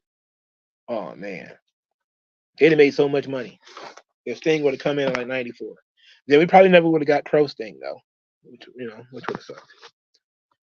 WWE Women Cluster or Cruiserweight Championship would have been nice, or would you prefer featherweight? The idea came from little girls like Roxanne, Candice, Io, KC Squared. You see how small they are. You know what? That's not bad an idea. Not a bad idea. They can resurrect the cruiserweight title again, but this time only for women, because it's not going to work for men. But you can make a world cruiserweight championship. It could be purple. They like that purple belt, but it's only for the women. That would actually be okay. You know, I would prefer the titles to have more meaning. Like I'm always like when I hear about this WWE Speed Championship, I don't know what that means, but if it's like a TV title, okay, I like that. It's not bad. The hardcore title, it's different. It means the matches are going to be different. That's the one thing about the Heritage Cup that even though I don't like that thing, it makes sense. Okay, these are different kinds of matches that's going to be on television. I definitely think I'm not saying that every company needs to have a TV belt, but I'm okay with like WWE having a TV championship where the maximum upper length of the match is 15 minutes, or 10 minutes or whatever, a preset time limit. And it leads to different psychologies, different philosophies, and it makes the matches stand out. If all the belts are pretty much the same, some version of the US title or some version of the world title, then they're interchangeable and they don't really matter that much. Carlos Torres says, I want to see both night of WrestleMania be two city, like night one Miami, night two Los Angeles. Mm. I do think that with somebody like Nick Khan, we'll probably end up getting there. I would not be surprised if we don't end up doing that. And it'd be night one in one place, night two in another. I can see them doing that. And they'll probably split the baby. It'll probably be night two of WrestleMania and SmackDown, or night two and Raw in one place, night one and SmackDown in another place. I could definitely see them doing that. I think we'll eventually get there because I think WrestleMania 2 set that up. But that was two venues, one night. I definitely think they'll eventually do two venues, two different nights. That means you have to have WrestleMania. No, you have to have like WWE World and all that kind of stuff at two different venues at the same time. I think one of the big issues, though, is WrestleMania is such a big traveling event. Do you really want to split that event like that and have people say, okay, it's easier for me to get to Los Angeles, so I'll go there.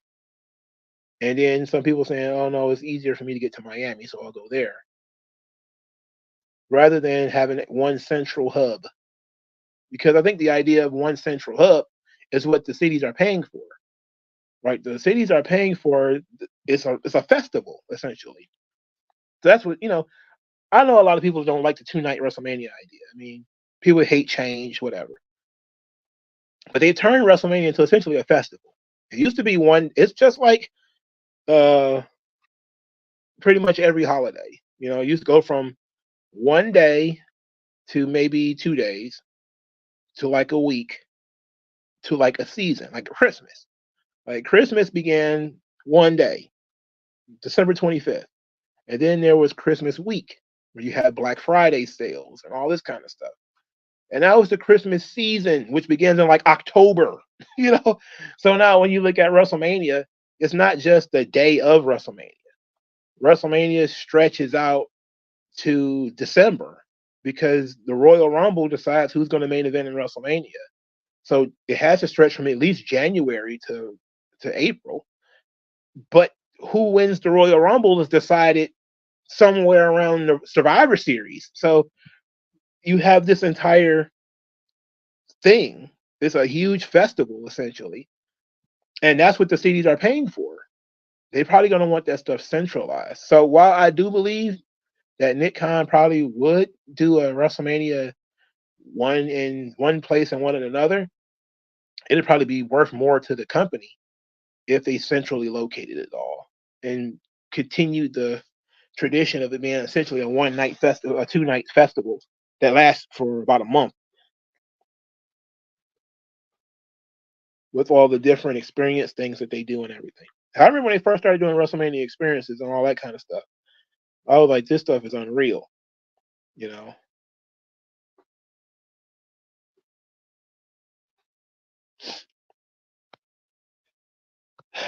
Lorenzo Granger would love to see Kira Hogan in WWE. She'd be interested in NXT. I do. I think so. She's been treated like pretty much like a bum everywhere she went, though. Do you think Blair Davenport should go to the main roster? Man, I'm I'm very disappointed in how they treated her in NXT because it seemed like when she came from NXT UK, she was, you can't see my hands, but she was this close to being like the girl over there, like the new Rhea Ripley. And then she got injured when she came over here, and she just never got it back. But it seemed like they had something planned for her. They just never got it off the ground.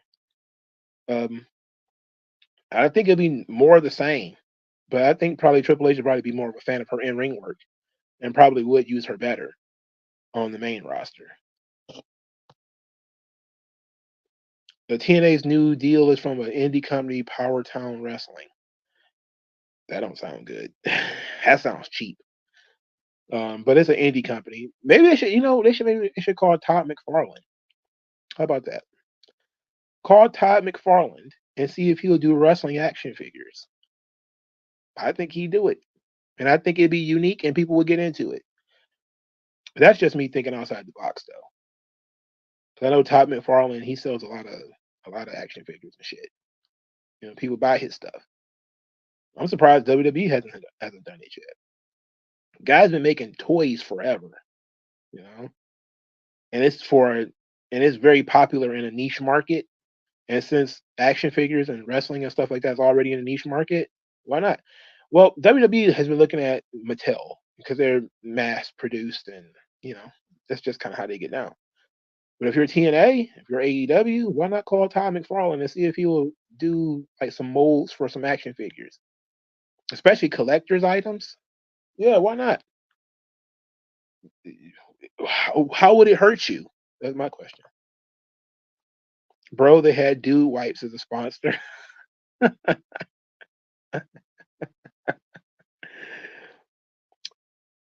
Dude Wipe. That stuff, they have money. Dude Wipe's got money, bro. Uh, the plan is to always look. I think at this year's WrestleMania, they have far more sponsors than I thought they would. They have far more than I thought they would, and it's far more than they ever had before. So they're willing to just take the money when it comes to WrestleMania. And I think that eventually they're gonna have to spread that out amongst the shows and everything. So we'll see. She was on Collision. Oh, Paige? Oh yeah, right. Who cares? Tony Khan loves to take people off TV for no reason, then bring them back like 2 years later with no explanation. Anthony Agogo. I nobody maybe I wasn't paying attention, but I don't think anybody mentioned where the guy went. There was no conversation at all about where he went all this time. They re-signed him to a contract. As soon as I saw that, I said, "Why? What was he doing? Where is he? Where has he even been?" It's poor roster management, bro. Like I don't know where this guy's been. How much are you paying him anyway? This guy can't be a lot, right? Come on. Who's my favorite mid Carter? Oh, ooh, and D'Lo Brown's a good choice. Um, my favorite mid Carter probably would not be an Attitude Era guy because I don't care about the Attitude Era guys. Oh man, it's hard because a lot of the guys that I would consider mid carders. I would also consider them somewhat main event guys like Rick Rude and Mr. Perfect and Rick the Model Martel. He's more of a solid mid carder. Tito Santana, more of a solid mid carder. Guys never going to work in the main event. But those are like my favorite mid carders. I really don't have any favorite mid carders from the Attitude Era though. The mid card was so weak. I remember I liked X Pac at the time. I thought he was okay, but he was always the 1, 2, 3 kid, and always had like a soft spot for that because of the new generation era thing. I liked D'Lo. I thought D'Lo was fun. Um, the Ruthless Aggression era produced almost no mid carders that I cared about, except Carlito. I liked Carlito. Lashley wouldn't even be considered a mid carder because he was the top guy in ECW. Kennedy won the Money in the Bank and was feuding with Undertaker, so I wouldn't even really call him a mid carder either. Same thing with MVP, who was another guy I really was a big fan of. Um, like those guys are like quasi main event guys, because yeah, it's like the U.S. title division or whatever, but those guys sometimes would be main event dudes or work with other main event dudes or wrestle for the world title and all that kind of stuff. They weren't like solid mid carders. Like D'Lo was never going to be world champion ever, and he was never even going to wrestle for it. That should be like a challenge. Go back to the Attitude Era and find mid carders wrestling for the world title. How many times did that really happen? It didn't happen a lot. Guy was like 8-time Intercontinental champion, never wrestled for the world title once, which is crazy. It don't happen that often today. But since Roman been the champion, there's not been a lot of mid carders getting title shots anyway. So it is what it is. But that's really, a solid champion thing is you beat a lot of mid carders. Remember when Shawn first won the title, a lot of his opponents were mid carders.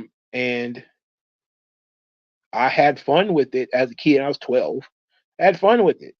I had fun when Brett was wrestling like random mid card guys on or superstars or something like that. Because it was rare that I got to see a championship match in general. So I don't care if it's Bret Hart versus Papa Shango. I don't care. I don't give a damn. He can wrestle Skinner for the Intercontinental title all he wants to. I don't care. But nowadays, that stuff probably wouldn't fly. Like, you probably wouldn't be able to get away with Cody Rhodes versus Grayson Waller for the WWE Championship on SmackDown or something like that. But that's the perfect place for it. That's the perfect place to do something like that. But they also should do those things because why beat your main event guys over and over again? That was the problem with Drew McIntyre. Instead of Seth Rollins being, wrestling, Triple H used to do that in the early Ruthless Aggression era. Like he would have like matches with Shelton Benjamin, or like in the late Attitude Era, he would have like a lengthy match with like Taka Michinoku or something like that. Like that stuff was fun, because it's different. And then it sucks, of course, that the guy has a good showing against the world champion, then he loses on Jack in 3 minutes, 2 weeks later. Like that's not good. But that was typical of like the Attitude Era and Ruthless Aggression, not the Ruthless Aggression, but the New Generation era. A guy like Justin Hart Bradshaw would put up a pretty good fight against Shawn Michaels, and then lose to Jake the Snake Roberts in 3 minutes on Raw. You'd be like, what? This guy just pushed Shawn Michaels to the limits, and now he can't beat anybody. I remember Shawn. He had a fairly lengthy match with like Billy Gunn, like a tag team guy. I'm like, why? He never did anything as a solo act at this point. But he just wanted Shawn to defend the title on TV, and got to pick a random mid carder, so it's Billy Gunn. No rhyme or reason for it. It's just like whatever. Oh man, Saraya being on Collision is hilarious. Where was the clip of Triple H saying, "I'm not calling up guys from NXT with no plan"? Was it Pat McAfee show or Logan Paul? It was. It was It was right around the time he first started taking over. Him and Sean were doing all these press things. I'm not sure if it was like one podcast, But they were talking about bringing people up to NXT with a plan. I don't remember which interview it was, but basically that was one of the complaints, that Vince would bring people up with no plan, and they was basically saying Triple H is going to bring people up with a plan, and that ended up being demonstrably false. It's still false, and now they're threatening to draft a bunch of people with no real plan except for just to bring them up on the roster, which is stupid. Lorenzo Granger likes Saraya and Harley Cameron. I like Harley Cameron. That girl's hot, man. That's a hot girl. Ooh. I don't understand why they don't use her like a manager or something. Like, that's the thing. Like, she could be like a really great valet for somebody. I'm talking like a top guy or a mid, or she could really work out great because she's beautiful. She seems to have some personality. They don't want to use her that way. That sucks. Darren Gordon-Hill wants us to stop watering down WrestleMania. Forget it. You're not going to stop doing that. They're going to pimp that name out as much as possible. Remember when they did WrestleMania Backlash and people lost their minds? They didn't care about WrestleMania Raw or WrestleMania SmackDown. They got mad at WrestleMania Backlash, though. WrestleMania Backlash. How could you say that? Don't say that. They got WrestleMania Raw, WrestleMania SmackDown. Stop it. Stop it. But again, they're trying to milk as much of that thing as possible. I'm glad they dropped WrestleMania SmackDown. I mean, WrestleMania Backlash, though. It's too far away. It's in May. There has never been a WrestleMania in May.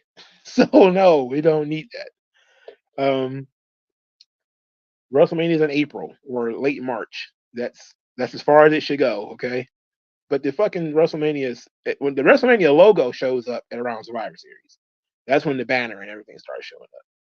So, you talk about stop watering it down. Tell people stop putting their Christmas trees up in October. WWE, stop putting up the banner in October, bro.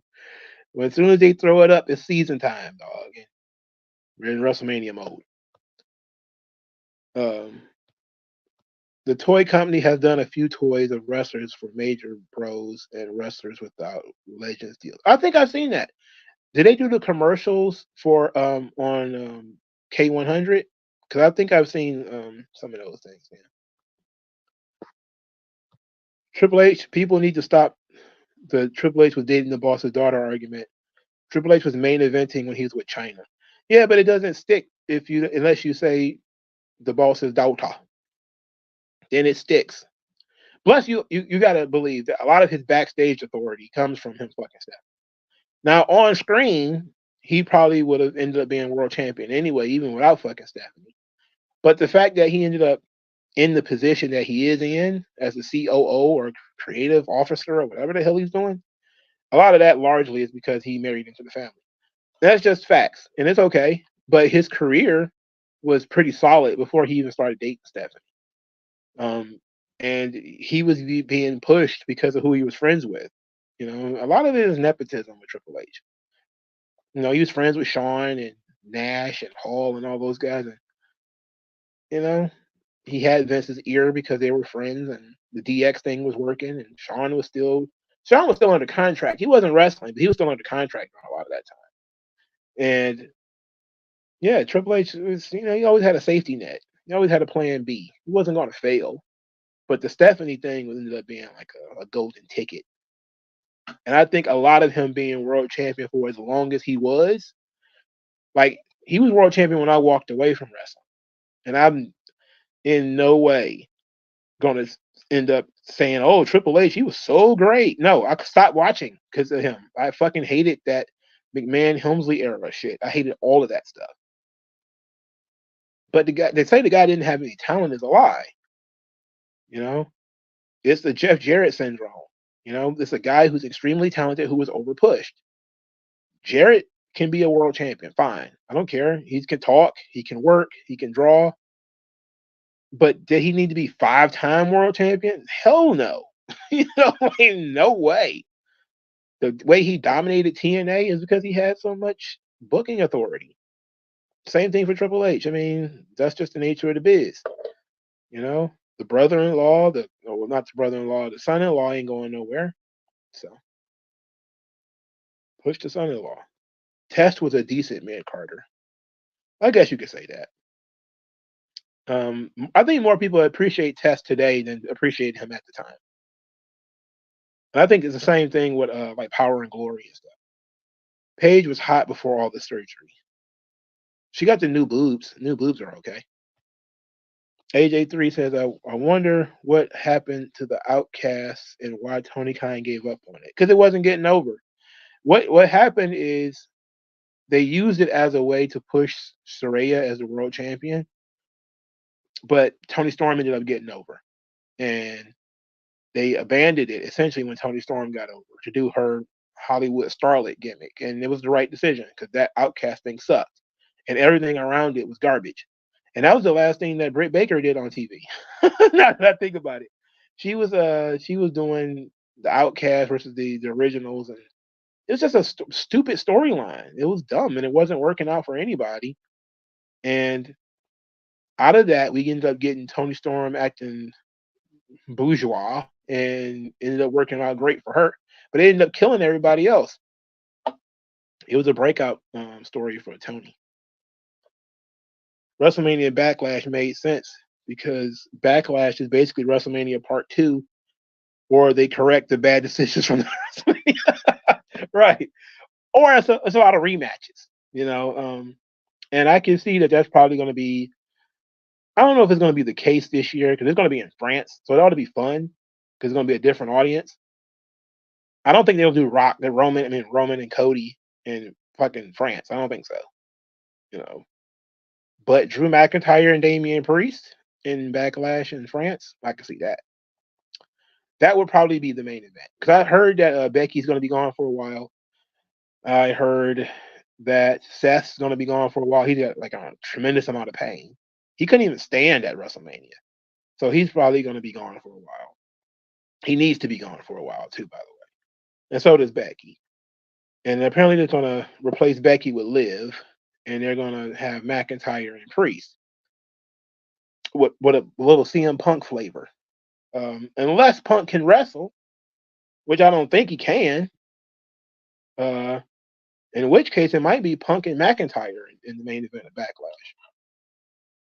That could be hot. That could be hot. But I don't know if Punk can wrestle. He's supposed to have been out for 6 weeks or something like that. I mean, a little bit longer than that. No, it wouldn't have been 6 weeks because he got injured at the Royal Rumble. It was in January. And I remember during the Ariel Helwani thing, he said he wanted to wrestle at WrestleMania. He probably could have, but they told him basically to chill. He could have pushed through it, I guess. So maybe now that Rollins is down and Rollins is out, they're going to say Punk can go. He wasn't wearing his brace on Monday, and he got more physical. And I was actually surprised at how physical he got at WrestleMania. So maybe Punk can go. Maybe Punk main events the Backlash in France. And it had to be against Drew McIntyre, though. So that means that they have to be doing something else with Damian Priest. And hopefully that Jey Uso thing is not going to last forever, because that's grotesque. It's legitimately gross that Jey Uso is like I like Jey Uso, man, but no. He's not a believable contender. Let's put it like that. What's up, Vegeta Lover? Chad Gable or Josh Alexander? Why would you ask me that question? I don't like Josh Alexander. He's boring. I'm going to wrap this thing up at 10:30, so I'm going to give you guys another 8 minutes or so. Yeah, Jay did win the #1 contenders match, but he's going to have that match on TV, if I remember correctly. I don't think that match is at Backlash. I think that match is on TV. I really wish Jay got a new moveset before WrestleMania. I wish he just broke out 3 or 4 new moves, man. That's all he had to do was watch one tape. You know, just watch one tape of somebody who's not Samoan, bro. That's all you had to do. Don't watch old Uso matches to prepare for your match. All you had to do was like watch a little bit. I like Jey Uso though, man. He got personality. He's live. The people love him, but that in ring part is it's not clicking. It's just super kicks, bro. Super kicks and spears, man. I don't know. Whatever. But some tell me they might do Jimmy and Jay again at Backlash because they're probably going to have Jimmy cost Jay this title match too. Even though Damian Priest should probably just win, they're more than likely going to have Jimmy cost Jay this match too.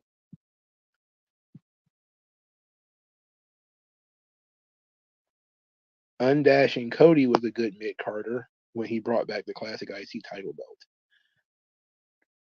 I agree. I like Cody Rhodes back then, man. He was doing some interesting stuff. Like Cody was a really weird. He was in such a weird position. Like he got a mustache over. Remember when Cody randomly grew a mustache, and that was the most over thing on WWE TV out of nowhere was Cody's ridiculous mustache. And I don't think anybody has ever asked him about that. If I could ask Cody Rhodes a question, it would be exactly that question. I was like, remember when you grew a mustache and for some odd reason it became the most over thing in WWE? It was more over than Stardust. And all he did was grow a mustache. It was ridiculous. It was so funny because he looked silly with his mustache. And and it was super over. And they didn't really do much to it except he just randomly came on TV with a mustache once. And it was over. And that's when I became a fan of Cody though. Because like when you can do something that goofy and nobody really pays too much attention to it, and then out of nowhere people are paying such close attention to you that something as small as you growing a mustache gets over, that's talent, man. That's talent. I would ask him about the mustache, bro. I would ask him if he was thinking about bringing the mustache back and dyeing it. Dye the mustache, Cody. What is my thoughts on Ash by Elegance? She is an entertaining character in TNA. George Iceman rules. He's really good as her concierge. That's what I like. The character, I'm not really a big Dana Brooke guy, personally. Her matches are a little bit better, but she's having fewer of them.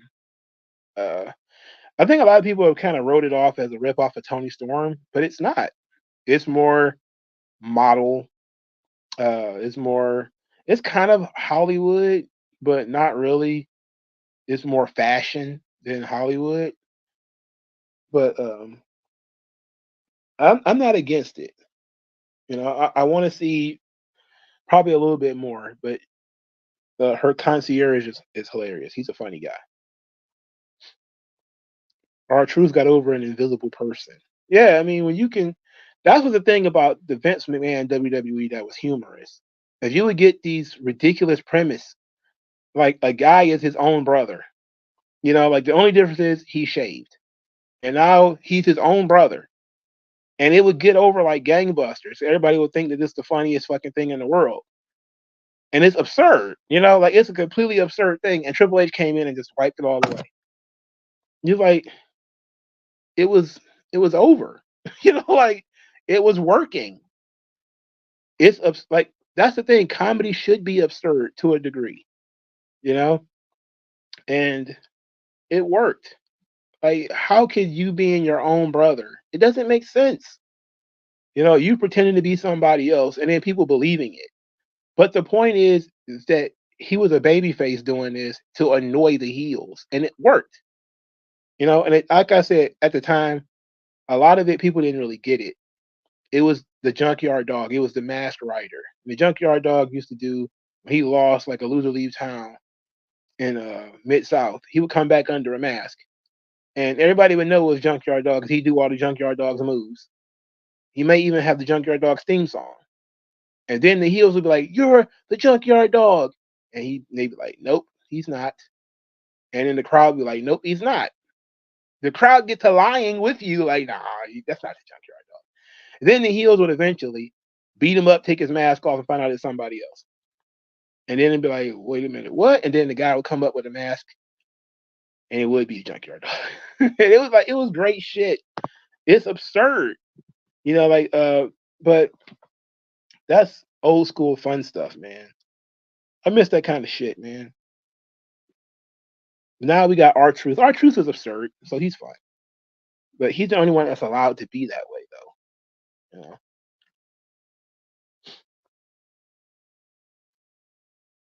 Do I think Trips is finally going to let a Joshi wrestler win at Mania next year? Uh, you know what I'm interested in? I don't know how to answer that question because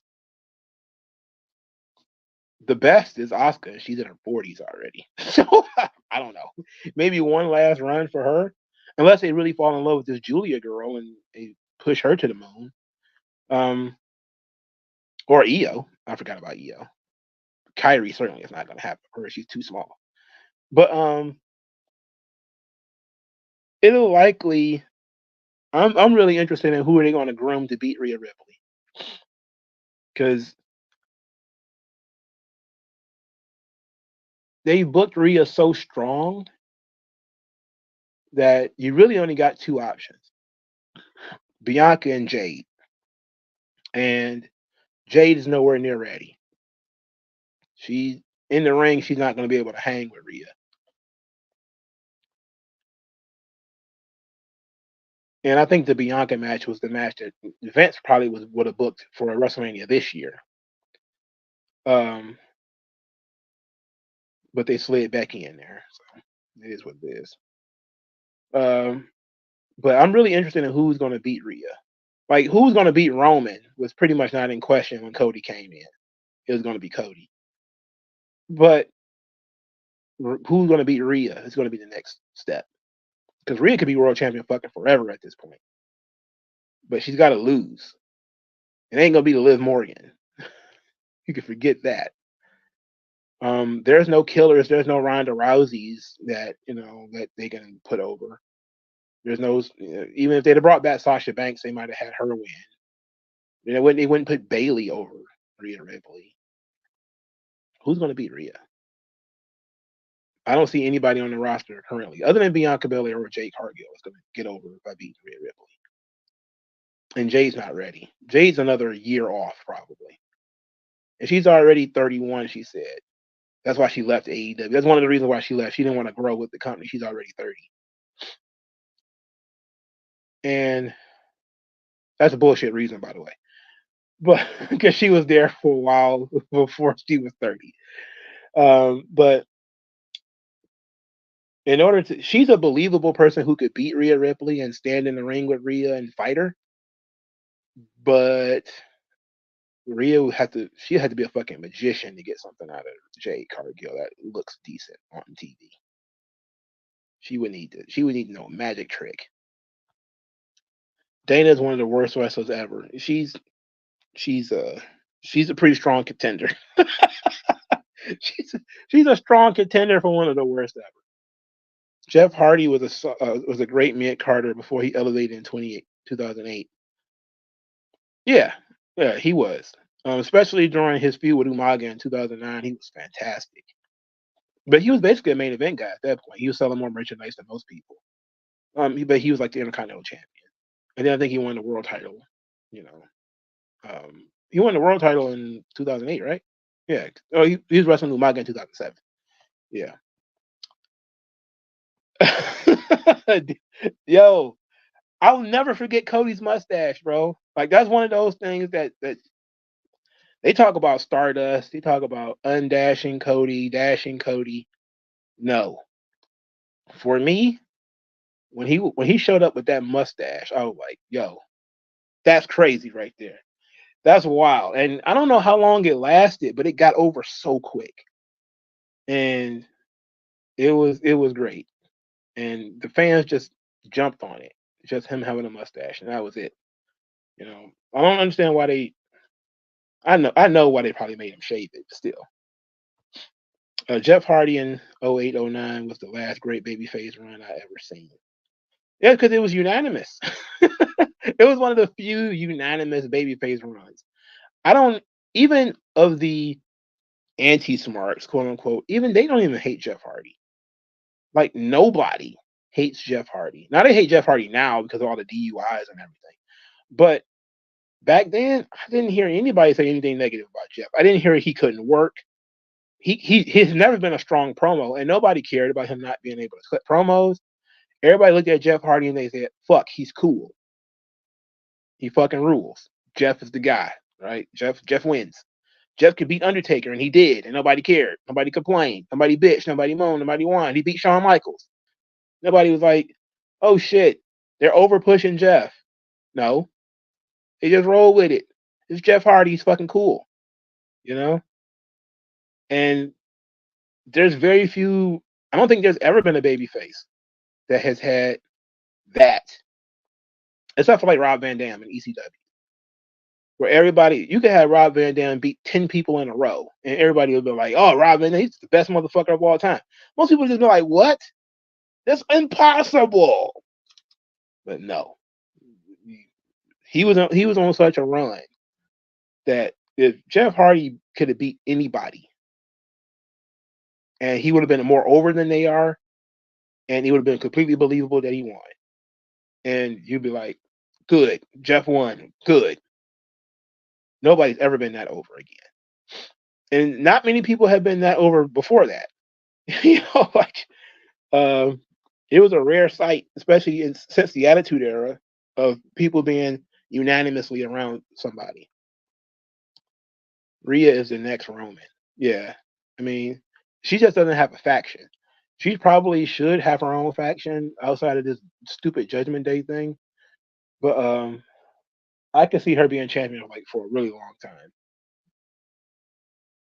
She's already been champion for a long time. She's been champion for a year already. If Cody didn't come, who should have ended Roman's run? Jay, Rock, Braun? Uh, well, it depends on what you were trying to do. I think storyline dictated it probably would have had to been Jay, but that would have been a disaster. That would have been a disaster. But it would have made storyline sense for Jay to be the guy who wins the title.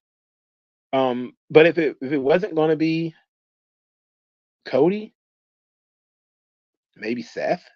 You know, I don't know. It's hard to say. It's hard to say. It probably would have been Drew McIntyre, to be quite honest. He probably would have lost it at Clash at the Castle, or he'd have lost it shortly thereafter. Rhodes Scholars with Damian Sandow. They should have beat Hell No for the tag team titles. Yeah, they were the tag team champions though, weren't they? But they weren't tag team champions long. At least I don't think so. I remember they had a falling out over the Money in the Bank thing, and they tried to push Damian Sandow, and it didn't work. Volker King says he don't like what he was doing after WrestleMania 39. People started to hate Jeff Hardy when he became the Antichrist. I don't believe that. I don't think anybody ever hated Jeff Hardy. I don't think people wanted to boo him. I think that the heel turn was a stupid mistake that TNA did. They shouldn't have done that. He's an eternal babyface. He's Ricky Steamboat. He's Rey Mysterio. Trying to turn Jeff Hardy into a heel is why? Why take that away from him? Why take away from the audience? He's not a strong enough promo to be a heel anyway. You know, so but they had to try something, I guess. RVD is undefeated at WrestleMania. Interesting. Yes, the Attitude Era is overrated. I've talked about that a lot. A lot. Yeah, Jeff beat Shawn Michaels clean. Yeah, I remember that. I remembered that. You know, that was the Jeff Hardy super push right there, brother. They had Jeff going over on everybody. I was like, wait a minute, what's going on here? At the same time, I was not complaining because it was Jeff Hardy. I was just shocked that they was doing that stuff. He beat Shawn Michaels on I think it was on Raw. He beat him like clean in the middle of the ring. Like, whoa, 375 for Rhea. Oof. Timu, why has wrestling fandom and other nerd culture been taken over by soft ass bitches? I'm sick of it. Well, a lot of it is because these niche groups they've been trying to be more inclusive, quote unquote, and the companies have allowed it in order to try to reach to different markets, and people get offended very easily. They get off put very easily, and so you have to cater to the sensibilities of the weaker peoples because offending you is hard. Offending them is easy. So we're gonna do things that don't offend them so that they'll stay. We can offend you all day because you won't leave.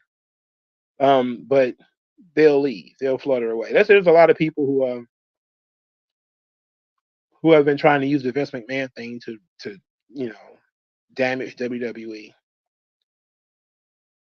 But they found that the audience has been pretty resilient, and that was the sponsors had to get involved because the fans were not turning on the company, so they had to start contacting the sponsors, which is usually a pretty solid sign that the fan base is solid, because when they have to go around you.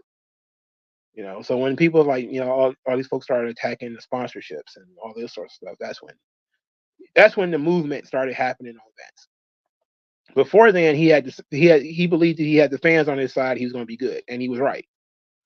But then the corporate element, they started going after the sponsors, and then that's a different ballgame. Because when he owned most of the company, you attack the sponsors, you can't force him to sell his stock or whatever. So nothing you can do about it. But once he sold the company, oh, we're gonna get rid of Vince because fucking Slim Jim is mad. But that just goes to show that you can cater to the weaker elements. And nobody's more sensitive than a corporation. I said this before, that corporations are risk averse. They don't want to do anything that's going to fuck up the bottom line. And they are the ones who making the decisions. So appealing to them is supposedly going to help broaden the company, fan base and all that shit. But it does nothing but bring in people who are fair weather fans anyway. But you still need those people. Yeah, they actually technically turned Rey Mysterio heel with the Filthy Animals. Technically, he was a heel then, but he was also didn't have a mask, so he wasn't Rey Mysterio. Do I consider Randy Orton to be a great anti-hero? To a degree, yes. They did it was a nice little write up on Randy Orton. I think it was on TV Tropes. They called him basically the failed ace, which is a good description of what Randy Orton was going through, because he was being groomed to be the face of the company. Remember, Orton was going to be there before Cena was there, but Orton fucked himself up, and then he also had a really shitty attitude, so he didn't take the success as well as Cena did. And then, of course, he started getting booked to be a guy who just couldn't stay at the top. They kept him in the conversation, but they didn't really make him the face of the company like they wanted to. That was the reason he got the rocket put behind him in like 2003, 2004. They wanted him to be what Cena ended up being, and he ended up botching it because it wasn't in his personality. Randy, the ultimate tweener. Rhea versus Charlotte in your house. One of the best triple threats. I don't even remember that match. It was a pandemic pay-per-view, wasn't it? Because I know they did. I don't think they do in your houses anymore. I think they did them twice. I like the in your house concept. I don't know why they got rid of it. We talked about Hook earlier. Okay, it's 10:40. I thank everybody for stopping by. I don't think there's anything that I wanted to talk about that we didn't already discuss. Thanks everybody for coming by. You guys have a great weekend. I'll talk to you guys later.